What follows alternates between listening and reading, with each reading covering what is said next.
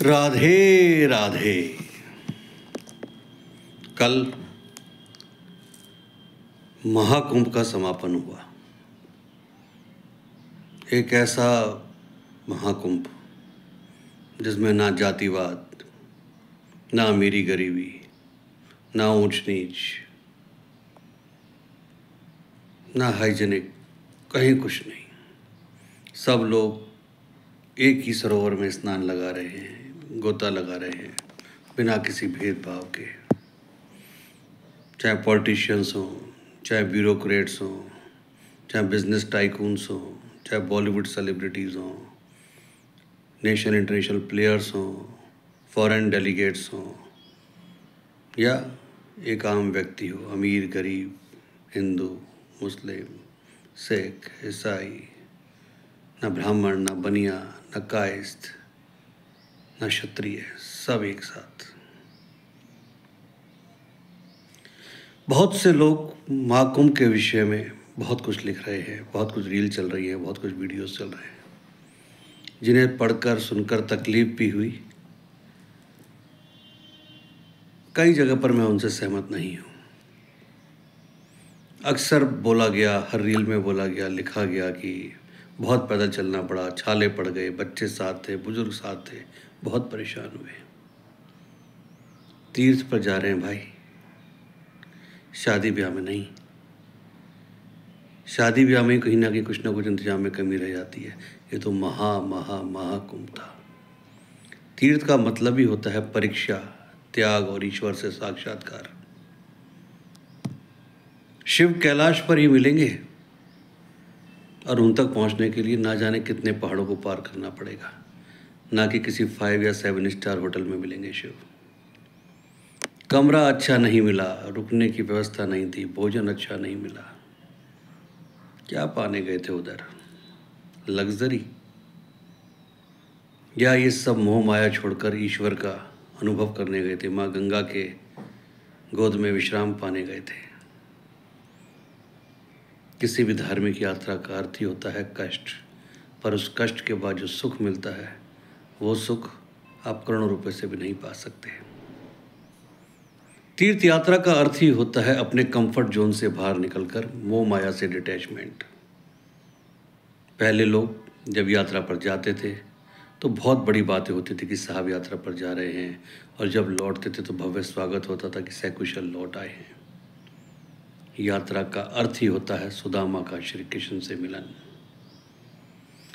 ना सर पे है पगड़ी ना तन पे है जामा, बता दो कन्हैया से नाम है सुदामा। जानते हैं इस भजन का अर्थ क्या हुआ? कि कृष्ण से कह दो कि मैं अहंकार, सुख, परिवार, काम, क्रोध, मद, लोभ, अहंकार सब छोड़कर तुमसे मिलने आया हूँ। ये होता है अध्यात्म से साक्षात्कार और आध्यात्मिक यात्रा। जो आप लोग करने जाते हो ना, भर भर के कपड़े ले जाना, पेट भर भोजन, स्वादिष्ट भोजन की लालसा करना, आरामदायक बिछोने की आशा करना,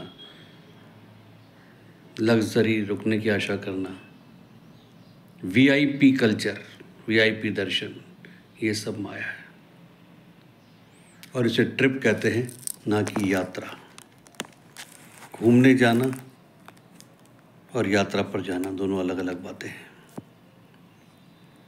अरे वहाँ डुबकी लगाने सब जा रहे हैं, फिर भी ना जाने कब नंबर आएगा। अच्छा, क्या होगा डुबकी लगाने से? पाप धुल जाएंगे, तो फिर क्या और पाप नहीं करेंगे? क्या वास्तव में पाप धुल गए?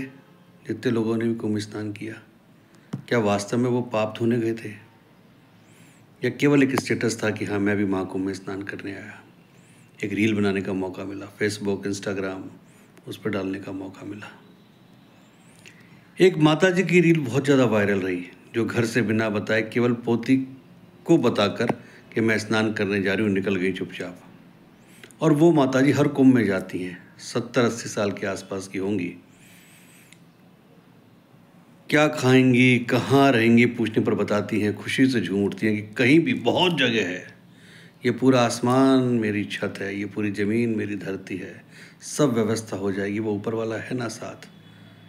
पत्रकारों ने उनसे कहा कि घर पर बात करवा देते हैं, कर लो, तो कहती है नहीं भाई, यात्रा पर आई हूँ, अभी भटकना नहीं है, आनंद ले रही हूँ स्नान का। भगदड़ का पूछने पर बताती हैं कि हाँ पहले भी देखी थी, कोई पुल टूटा था तब भी थी। चलता है ईश्वर की लीला है, जिसको ले जाना है साथ ले जाएंगे, जिसको रोकना है छोड़ के जाएंगे। शायद हमारा टाइम नहीं आया अभी, भाग्य में ये कुंभ भी देखना था, सो जिंदा है। मतलब इतनी पॉजिटिविटी, इतनी सकारात्मकता 70-80 साल की उम्र में। सैल्यूट उन अम्मा को। इसे कहते हैं आस्था, विश्वास और यात्रा। रशियन लोगों का एक जत्था लोडिंग टेम्पो में घूम रहा था और जानते हैं क्या पहना था? भगवा। जितने भी विदेशी आ रहे हैं अधिकतर भगवा धारण किए हुए हैं, किनारे बैठ के पत्तल में खा रहे हैं और मस्त मलंग घूम रहे हैं। कोई शर्म नहीं, कोई लिहाज नहीं। शर्म लिहाज मतलब राधे राधे, जय श्री राम, ओम नमः शिवाय। और हम लोग चार तरफ देखते हैं, उसके बाद हमारे मुंह से धीरे से निकलता है राधे राधे, ओम नमः शिवाय। करोड़पति लोग हैं, अरबपति लोग हैं, 7 समंदर पार अपना सुख छोड़ के आए हैं आध्यात्मिक सुख लेने के लिए। और हम सनातन में पैदा होकर सनातन को नहीं समझ पा रहे। यदि वाकई ईश्वर को पाना है तो चंचल मन को घर रख कर जाओ, मोह को घर रख कर जाओ, माया को घर छोड़ कर जाओ, काम और क्रोध को घर छोड़ कर जाओ। वरना डर के साए में क्या ही ईश्वर मिलेगा, और शिकायत करके तो ईश्वर के पास जाकर भी खाली हाथ ही लौट कर आ जाओगे।